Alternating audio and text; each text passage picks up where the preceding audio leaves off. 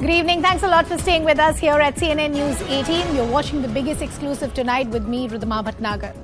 Liz Truss has stepped down as the Prime Minister of the United Kingdom in a span of just 45 days. While stepping down, she said that she no longer can serve the mandate she was initially sworn in for. Speaking outside the 10 Downing Street, she accepted that she'd lost the faith of her party and said that she would step down, becoming the shortest-serving Prime Minister as far as the British history is concerned. But the signs were already coming. Growing resentment on the ground, a taxation move that had upset many, and the rising economic challenges.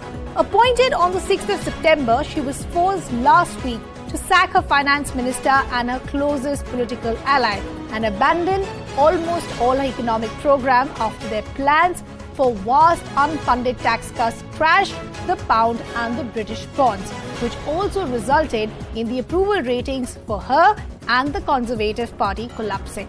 With Liz Truss gone, the ex-finance minister Rishi Sunak is now being seen as the front-runner along with Penny Mordaunt. But we could also see the return of former Prime Minister Boris Johnson, who was ousted in July when his ministers resigned to force him out of power. The question now is, what will this instability mean for the United Kingdom? And more importantly, will we see a consensus on the unity as far as the candidate is concerned?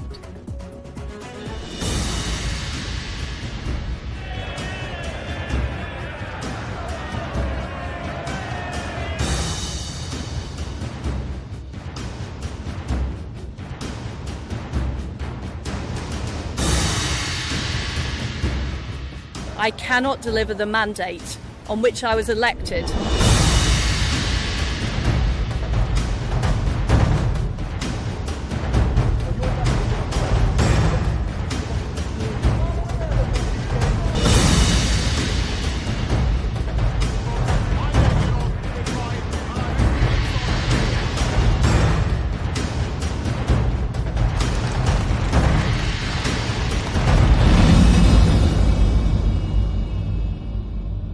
Now, before we talk to you about the larger issues of who can really take United Kingdom out of this mess, first let's talk to you about the reasons as to why Liz Truss was forced to step down and become the shortest-serving Prime Minister all in a span of 45 days.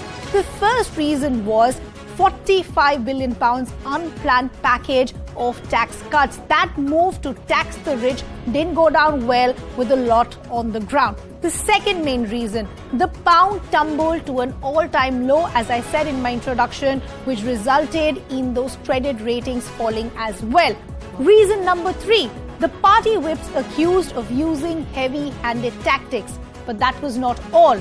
Appointment of loyalists for key jobs was also seen as a reason for growing resentment against Liz Truss. And then the high-profile exits lost 2 ministers in just a span of these 40 to 45 days.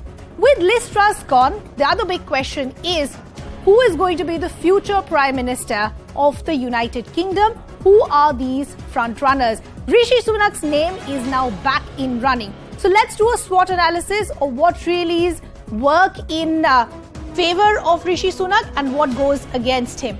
He has the experience of economic crisis fighting. He is an ex-finance minister, but what goes against him may lead to intensified Tory infighting, and he didn't really manage to beat Liz Truss when the contest happened earlier. Then let's talk to you about the other big contender. Yes, Boris Johnson's name is also now back. Only leader to have won trust of Conservative MPs and members. But what goes against him, that Partygate scandal, was recently ousted as the Prime Minister for violating COVID rules. So that could still have a lot of resentment against him on the ground. The other front-runner, Penny Mordaunt, what actually works in her favor, demonstrated her leadership in recent chaotic weeks. But what goes against her was unsuccessful in her bid to become the Prime Minister after we'd seen the departure of Boris Johnson. Let's also now pull up the other front-runner, Ben Wallace. What's in his favor? Praised for his handling of the Ukraine crisis. But what goes against him? Not much popular as compared to Sunak and the other frontrunners who are being seen.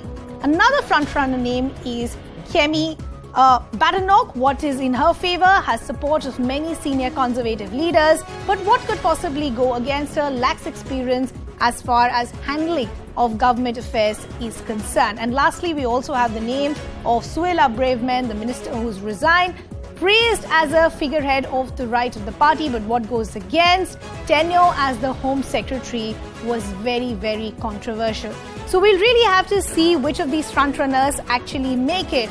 But the larger question is, out of these, whoever actually becomes the Prime Minister of the United Kingdom, do they have it in them to pull United Kingdom of this mess that it continues to face, specifically the economic challenges? Let me now bring in my colleague Sanjay Suri, who's been tracking all these developments. He's now joining us live on the broadcast. Sanjay, what are the kind of discussions that are taking place on the ground as far as who is this one person who could possibly magically change things for the United Kingdom?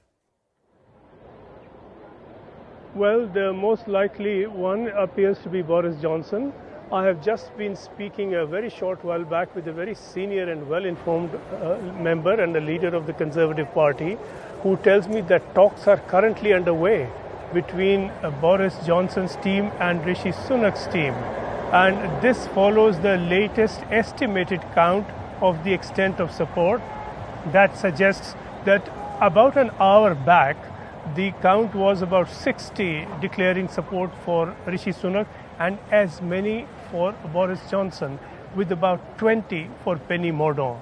It would appear that Penny Mordaunt would drop out. Ben Wallace has already dropped out, and it's likely that Penny Mordaunt's support will transfer to Boris Johnson. Interesting. If then this becomes a runoff between the two, it may well not proceed to the final stage where members are asked to vote, because were it to come to that, clearly Boris Johnson would win and whoever stands against him at that level would lose. And if the two front runners at the moment appear to be Boris Johnson and Rishi Sunak, and the two teams are currently in talks, it points to a direction where we could see Boris Johnson come in with some sort of understanding with Rishi Sunak.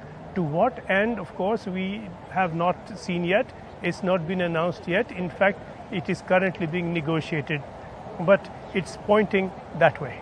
Sanjay, it's very interesting to what you're saying. If it actually finally boils down to Boris Johnson versus Rishi Sunak, the supporters of Boris Johnson are not going to be very happy, because Rishi Sunak was seen as the man who actually initiated the rebellion against Boris Johnson, which led to his departure from 10 Downing Street. But despite all the controversy, the Partygate scandal, flouting of COVID protocols, does Boris Johnson still enjoy popularity among the masses?